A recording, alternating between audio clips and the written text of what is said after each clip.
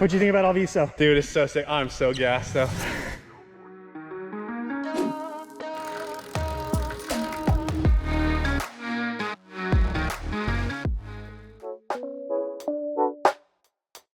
Hey, what's up, guys? Welcome back to the channel with me, my buddy EJ. How you doing, buddy? How's it going, guys? Good to be here. Big reveal today. We have FTP results. All the hard work, all the training. Follow the previous episodes if you guys want to catch up. But here's where we're at. EJ has done his 20-minute FTP test, which didn't really go super well. For those of you who follow the second channel, hit him with it real fast. Okay, so if you guys don't follow the vlog, what happened is I took an FTP test and got to the top of the hill in 17 minutes. Big rookie mistake. It's supposed to be 20 minutes, yeah, by the way. Didn't get the full 20-minute effort in. So I called Jeff in a panic, and we had to figure out what to do. Okay, so I told EJ, I said, take a rest day and try again in a couple of days. EJ, you tried that, and still it didn't work out. The cycling gods were not looking down favorably upon us. What happened that time? Okay, so I went out and did the test, got out to the hill, the same hill that I did the other test on, started a little bit earlier, and was cranking out, and I got a slow leak, just a slow flat. And I was like, I was really frustrated. Called Jeff again, and Jeff, you're not gonna believe this.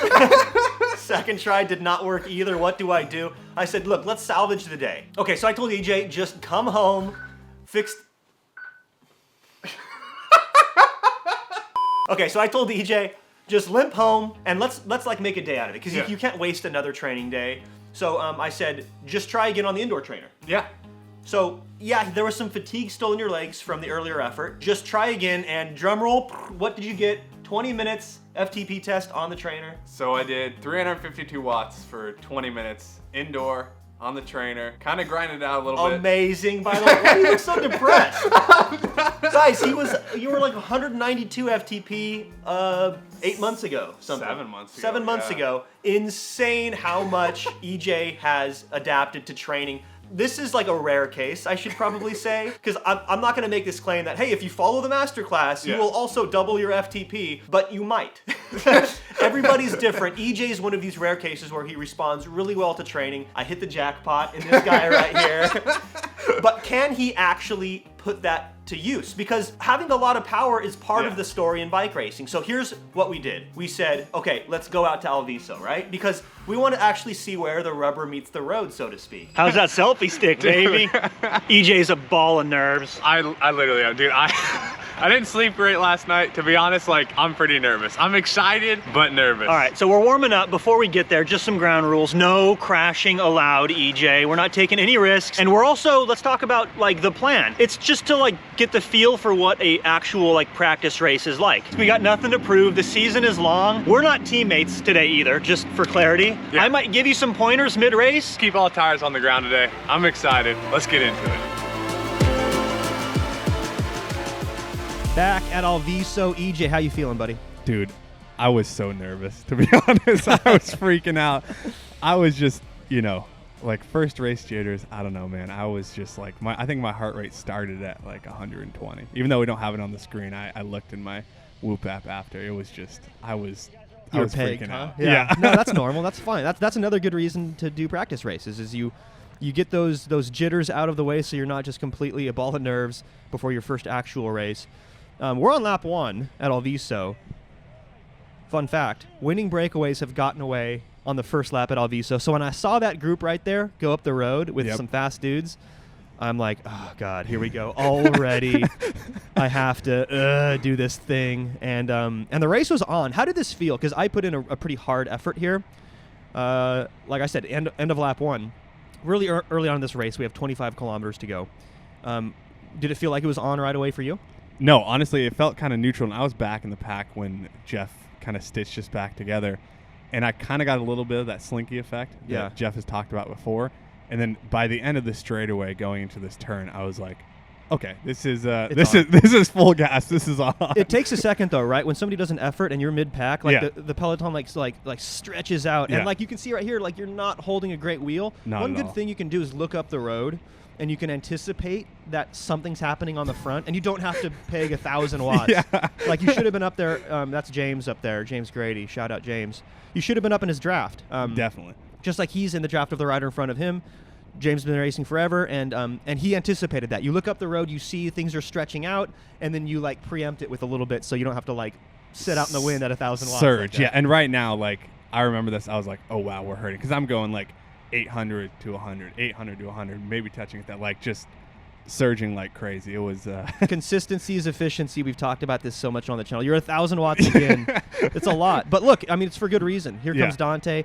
I pointed out Dante early in the race. Dante is the district champion of the time trial, so he is good at doing exactly what he's doing right now, which is just head down, smashing a lot of power. And hey, I was happy to see you go up the road and pass me like that. I fall back in the wheels. I kind of started this. You finished it. But you guys, it looks like, are now stitching this back up to the lead riders. And the race is just on. This is often the way that Alviso happens, is like once that first initial shot is fired, the counterattacks go. And that's exactly what Dante's doing right now. And it's smart of you to be in his draft. But again, you were up at 1,000 watts right there. Did you feel like it was surgy? I just wasn't close enough. I think looking back at it, you can tell on the GoPro, I just wasn't close enough. I was still nervous. I was still kind of figuring it out. I was like, dude, I don't know if I want to be close enough. But I think I was smart enough to realize that, you know, following Dante's wheel was a good idea. You know, like you talked about it earlier. Like you just touched on, like, he's the TT champ. You know, like, okay, I know this guy's fast. If he's going to attack, I'm going to follow and see what happens, you know, but I just didn't execute very well. You're like not in his draft, though. It's kind of interesting. And this is the reason why we're out here, right, guys? We talked about 352 watts for 20 minutes, but that's part of the story, right? I mean, you have to get out and you have to put that into practice. And that's what Alviso's for. That's the reason we're out here. That's why we did Spectrum. We made a video a couple of weeks ago. That's the big, really fast competitive group ride. So we're getting ready, guys. We're getting ready for the racing season. And that part of that is training and doing all of the intervals, following the masterclass, but also it's the bump drills we talk about in the masterclass, and it's doing the practice races and the lower priority races. EJ with a 650 watt pull on the front. Dude, you are so committed to this breakaway. I know. For what, though, right? I mean, I think, again, it's just being nervous, not like I know better now, obviously. Like I've watched enough of Jeff's videos. Just looking back at it wasn't a great idea, but you get so excited, like your first race. I get it. Like we've all been there. I've done the same thing. You're like, oh my God, I'm in a group off the front. Is this the end of the race? And you don't even realize, like it might not even have felt like you're doing 750 watts right here. Yeah, and I'm not looking down at it, right? Of course not. I'm racing. So as you can see, again, this is another great example. Just not close enough. Just still not cornering very well. And dude, look how far away I am. It's like 3 bike lengths, and now you're making up for it. You're at 100 watts. Now you're at 750 watts, and now sustain like 400. But yeah, this is tricky. Meanwhile, I'm like chilling. I'm back in the pack. I'm surfing wheels. So yeah, sitting back in the group is fine and all until you see a gap like this, and I'm like, oop, hitting the alarm button, and I'm up at 850 watts or something because I want to shut this down. I find it pretty unlikely that a group this size at Alviso is going to stay away without much wind on the day. But why take the chance? I'm pretty fresh. I've been sitting in the wheels a lot. And I'm going to get a pretty good draft from the San Jose rider here for a moment. And I just want to not take any risks. I want to get up there and play with EJ, to be honest. So yeah, I close this down. This is a pretty good opportunity on the course to do so also. Into this crosswind, you can, especially when there's a gap like I have right here behind me, you can do a pretty hard effort in this crosswind, and the people behind you aren't benefiting from your draft. This is one of the more key moments of the course. And as I approach this lead group, I see. Dude, I'm hurting. Yeah. I'm worried about this because I knew you were doing a lot of work. I'm looking at your power now. In hindsight, I realize, wow, it was even more work than I thought. And right here, I'm like, dude, jump on, because I see you're letting this gap open up. I feared this was the end of your race. Honestly, I thought this was the end of your race. I thought this was the end of my race as well. I thought maybe I bit off more than I can chew. I was like, dude, I feel like I was sustained at 400 for like I think you were a while. but you didn't need to do that. And I guess that's kind of the point is this is a common mistake for people new to the sport is they're like, I'm winning, and they don't, and they're so excited and they don't realize they're doing 500 watts, like sustained, consistent, and then after 5-10 minutes of their first race they get dropped. And I see that all the time. Well, and it's like, you think it's a 30-minute race going in, so it doesn't sound super long, but then you're like 5 minutes in, you're like, holy crap, dude, I still got 25 minutes to go, So we kind of swap places here. I join the lead group, and EJ drops back from the lead group. Let's see what happens. Okay, so with me now in the lead group, EJ back there fighting for survival. I'm very mindful of what's going on, who's in this group, who's attacking, who's off the front. And when I see Blaine here on the left put his head down, start going, and then especially when Dante follows, I'm like, oh, crap. And right now, this is the moment where I'm thinking, somebody please chase that. Like, I don't want to be the one. But I see everyone just kind of chilling. I see Blaine's teammate. And it's like, this is the moment you have to spend energy. There are moments you can save energy. There are moments you have to spend it. EJ, that comment was for you.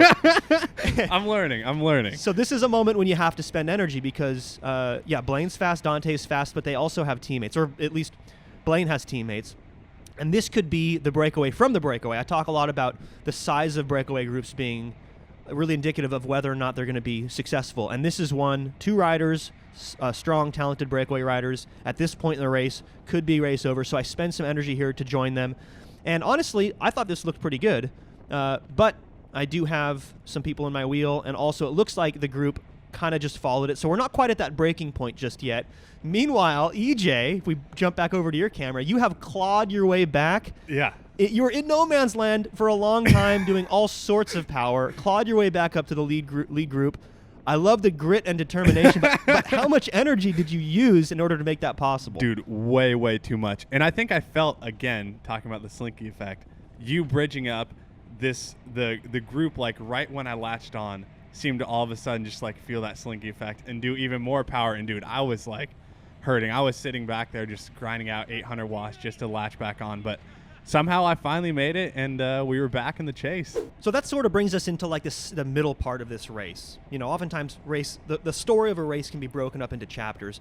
Chapter 2 of this story is, shout out Dante. Yeah, seriously. is Donald off the front, a very strong rider in his own right, but Dante just being like, hold my beer. And yeah. he showed his true colors, being a TT bro, district champ, on the front. He sat there for like 3 or 4 laps, just like head down, doing like 27, 28 miles an hour. On a road bike, that's fast, you guys. Yeah. With corners on a road bike, it's hard to maintain that sort of speed. But not for Dante. So shout out Dante for bringing that back. But, you know, I was back in the pack while you two were, while he was hammering off the front and you were second wheel. It was fast back there. Like he was making this race a quick one. Yeah, I think we averaged over 27 miles an hour, which for this time of year, when it's cold, it's not as fast. That's a fast edition of Alviso in February. So with Dante bringing Donald back, the race is all back together. So begins chapter 3 of this race. I'm going to call it Return of the King. Oh, EJ. Dude, here he is attacking on the left, by the way, in the black, with the flowing locks of golden hair. I thought you were dropped, because this is the first time I'd seen you since that moment where I saw you really struggling, like dangling off the back of the lead group. So I was like, oh, sick, he's there. And not only are you there, you were like following attacks. You did 1,000 watts there to follow that thing. So Return of the King, how did it feel? Dude, I remember at this point, like leading up to this, we probably showed some of the footage, but I was kind of just in and out of, wheels, just recovering in the pack after I'd stitched it all back together. I felt surprisingly good. I felt like I recovered pretty quickly. And, like I said, this attack up on the left, it looked pretty threatening. Some of the guys that Jeff had told me about before. So I was like, okay, let's go for it. Let's cover it. And I'm following Blaine. You're still up the road by just a couple of bike lengths. Yeah. Blaine wants to party. I'm going to follow him because, look, I got to follow my arch nemesis, Blaine. EJ smashing. He's back. Return of the King. This is chapter 3 of the race. And who follows you? Matt, this guy on the left in Jeff's camera, Matt, he told me about him before. This guy is a beast. He is a beast. He's hot off the win at Cal Aggie, local crit, the season opener. Mm-hmm. He won the Cat 3 race, and he did it in pretty spectacular fashion. So he's obviously going really good right now. And he jumps on your wheel. I don't know if you know that just yet. Not yet. No, not at this moment. We don't have a rear camera so you guys can't see, but I haven't looked back. I basically attacked through that headwind, trying to be kind of smart about it. I knew that I was feeling comfortable in that corner. That's the only corner that I felt comfortable on was with the one with the puddle. For some reason, I felt like I was taking that line better than the other people that I was around. So I attacked a little bit after that and just kept rolling through.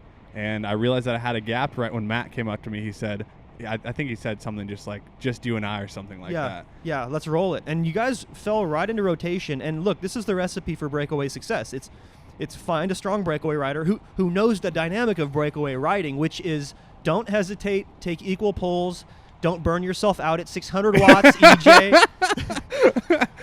because that hurts you and Matt at the Yeah. same time, right? Because now Yeah. he's got to do 600 to match your speed, but just stay consistent, right? Consistency is efficiency. Meanwhile, back on my camera, I am following these Thirsty Bear riders because I am still thinking from the perspective of, what's the motivation of the riders around me, and do I what attacks do I need to follow? Again, here's Blaine on the left, trying to stitch this back up and to link up with you up the road still with Matt. I have to follow this because I know that if these riders get across, then I'm out of luck. But as long as Thirsty Bear isn't represented, I have a good feeling that they're going to stitch that back up, and that is my role at this point, is just to identify those moments, save energy when I can, and let EJ roll the dice up there with Matt. Yeah, and let's see if it sticks. Okay, so with me back in the pack, kind of eyeballing who's chasing, who's not.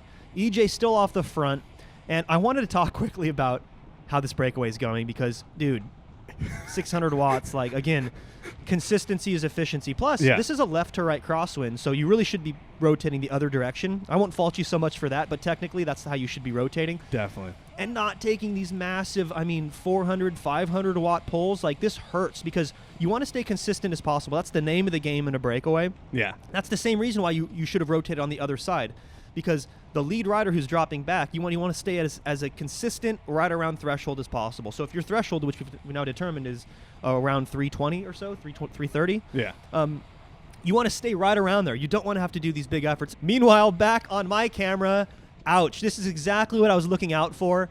When Blaine goes, I have to go. Thirsty Bear is the major team in this race, and if he's going to jump across and join you guys, then there's nobody else left to chase that lead group.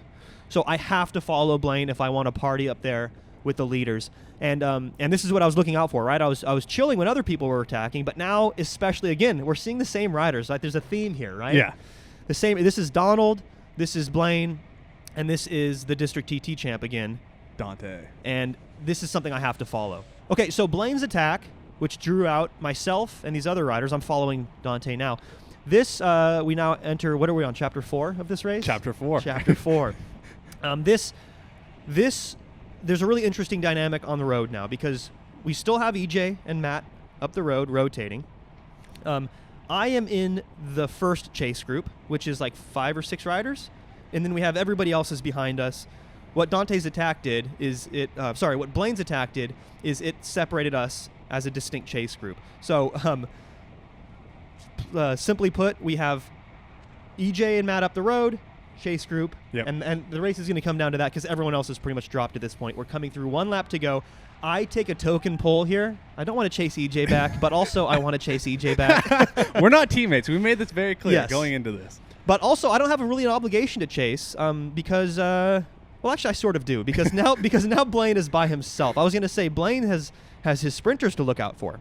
Blaine's not the sprinter for Thirsty Bear. No. He's been doing all this work up to this point to support his 2 sprinters in this race, but now he's isolated himself. So I kind of actually did have an obligation to take a pull there. But all of a sudden, San Jose on the front taking a monster pull.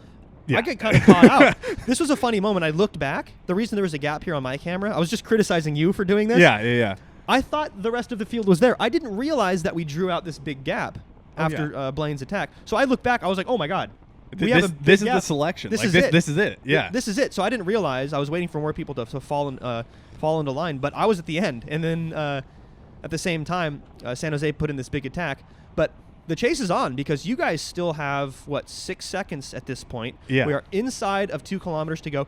Did you look back, EJ, and realize your gap and how precarious it was at this moment? No, not at all. I was being kind of... No, that's fine. Is it a good move? It's a good move. Yeah. Let's talk about that because I think that when you're committed to the breakaway, you commit to the breakaway. It's kind of a no-dust statement. But a lot of people look back at the gap and they're like, okay, I'm gonna stop pedaling so hard because I'm gonna get caught and then I'm gonna sprint out of the... It's like, no. Yeah. When you've committed this amount of energy to the breakaway, that's your race. You have to stick with it. And Blaine goes again and opens this gap on me. I'm a bit sluggish because of that corner. He put in just another searing attack here. Yeah. Blaine really wants to get up to you guys. He really does. And at this moment on my camera, as you can see, this is right when I get flicked through from Matt, and I am just putting down on fumes. Power. Because this is the last lap. We're approaching 1 kilometer to go. Now I am chasing Blaine back, who I think we've dropped Dante, which I didn't think was possible, but Dante has done so much work up to this point. Yeah. I have Drew in my wheel, which I was low-key Scared of. stressed Yeah. about because Drew is strong. I'm still kind of closing the gap down here. This is a bit by design because I don't want to use my sprint just to like teleport across to Blaine's wheel. I wanted to do a hard effort to close it, but also not kill my legs in the process. This is when EJ realizes. I was like, oh, dude. Let me talk about that real quick. Yeah, this is when I looked back, and I just saw Blaine, and I just thought it was the whole peloton. And in my head, I kind of mentally was like, well, we didn't make it. I was toast. But you're still rolling in for like sixth place or fifth place or something. Yeah. Meanwhile, me up the road, this is looking so perfect for me because I have Matt 2 wheels in front of me on the front. He's kind of putting in a last-ditch attempt to get away because, like I said, when you're committed to the breakaway, you're committed to the breakaway. Yeah. And my big concern now, under normal circumstances, Blaine's got a pretty good pop, the rider in front of me. But Drew, the guy who's just been my shadow for the last 2 kilometers, that makes me worried. So I'm looking back more than I am forward right now because I'm expecting him to go for a long one. But he's chilling. He's waiting. And then with inside of 200 meters to go, boom, time to put my head down. And it feels good to uncork some watts, man, because it's been a long time. And this is just a perfect circumstance for me. A really hard-fought Alviso is usually when I do my best. So it's good to take one down for the boys. Dude, let's go. Let's go. Jeff got first. I'll roll in with fifth. Here's the big story, though, okay? Because this isn't about me, although I do like to win myself an Alviso. This is about EJ almost sneaking one past the old-timers. Look, dude. Wait a second. I was so impressed, dude. EJ, honestly, man. Your first race, Alviso's hard, right? That was fast. We averaged over 27 miles an hour. I think the normal Cat 5 race is 23, 24 miles an hour. So for you to come out and almost win one, your first time out, dude, everyone was super impressed, including yours truly. Dude, thank you so much. We're fist bumping right now. Couldn't do it without you, Coach. That was awesome. Guys, thank you for tuning in. As always, catch you in the next one. Woo! Dude!